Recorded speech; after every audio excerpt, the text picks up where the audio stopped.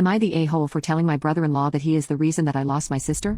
My older sister, Anna, and I were always super close growing up, even though we didn't have many common interests. Despite this, we never really fought or drifted apart. When she got into a good college, I got into it too. When I got a promotion at work and moved cities, she moved too. Our parents were pretty normal, and we had/have an older brother John, though he was never as close with us. My paternal grandmother, however, suffered from severe mental illness her entire life and was never diagnosed, but I think she was depressed, like my sister. During her sophomore year of college, she attempted to end her own life, multiple times. She had to take the rest of the year off, so that she could recover at home and was put on antidepressants. My parents didn't acknowledge what was happening, even with how bad things were. She wasn't depressed, she was just dealing with a lot right now. Or, worse, they told people she got dumped and was absolutely heartbroken. When I started college, she returned, and we fell back into our old rhythm of being each other's biggest cheerleaders. Also, we decided to become roommates to give our mom a peace of mind.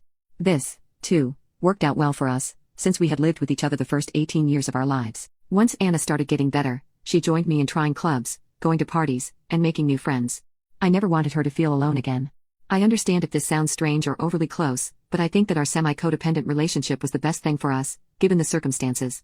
During my junior year, a friend of ours set her up with his roommate David. I wasn't crazy about him, but he was a nice enough guy. His biggest fault, to me, was his very traditional family. He disagreed with their points of view, thankfully, but I still was wary. Anna adamantly opposed ever having children, or being financially dependent on a man, something very different from how David was raised. If Anna had ever chosen either of those options for herself or even became a som like her mother-in-law, I'd support her. Around their 5th year of being married, David started frequently discussing kids with Anna. Every time, she'd tell him she was uncomfortable with every part of the birthing process, her feelings about children aside, and didn't want to do that to her body and mind. She had borderline hypochondriac anxiety around reproductive-related illnesses. Once, she sent me articles on ovarian cysts when she was just a little bloated. She wasn't one to fawn over babies, even. She looked at them like they were alien creatures. When we were only 17, she asked our parents for a hysterectomy. However, the main reason I think she was afraid of getting pregnant was having to go off of her SSRIs. She'd been on a very high dose for years, and the one time she went through a withdrawal, I couldn't recognize her. She was near constantly sobbing, short of breath, and even stomach cramps. For a while, they'd agreed to adopt kids as a compromise, but David didn't give up, pushing for bio kids. At one point, he mentioned trying to get another woman pregnant, and she stayed at my house for a week. After that, I assumed he dropped it. Imagine my surprise when Anna announced at our weekly coffee meetup that she was getting her IUD removed. She told me that David had convinced her that adoption wouldn't be enough, or even surrogacy. He wanted the natural baby experience, something she was previously vehemently against. Apparently having a little person running around that looked like a combination of them was just too exciting, nothing less would do. I asked her if she thought this was a good idea, even though she hadn't been suicidal for a few years, and she said it was the least she could do for David.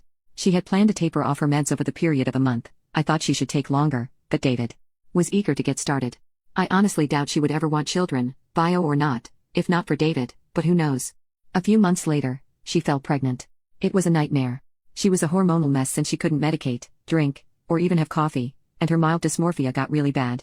The physical symptoms were even worse: morning sickness multiple times a week, constipation, and fatigue. David was nowhere to be found most of the time, since, unlike Anna, his very demanding job couldn't be done from home. Because of all this, I moved in with Anna and David, so she had that extra bit of support. When she had her ultrasound, they discovered twin boys in her stomach. She seemed genuinely excited and even told me she was happy her little boys would have a built-in friend, like us. This glimmer of light made me feel like I could go out of town for a few days for a work trip. By the time I got home, she was gone. At 4 months, she just couldn't take it anymore. I was there for the funeral, but I couldn't take living in the city I'd come to know alongside my sister, and needed a change of scenery. I already traveled a few times a year for work, so I asked to be transferred to one of our foreign offices, and my boss was super understanding. In about a month, I had packed up or sold everything and got a one-way ticket out of there. After 2 years, I recently returned to the US and, over the weekend, agreed to meet up with David and my parents for dinner. At first, it was nice. We all got to catch up with each other and reminisce about Anna. Mom and Dad are enjoying retirement, and David recently downloaded Tinder. Things started going downhill when we started talking about her death, and how we've been grieving.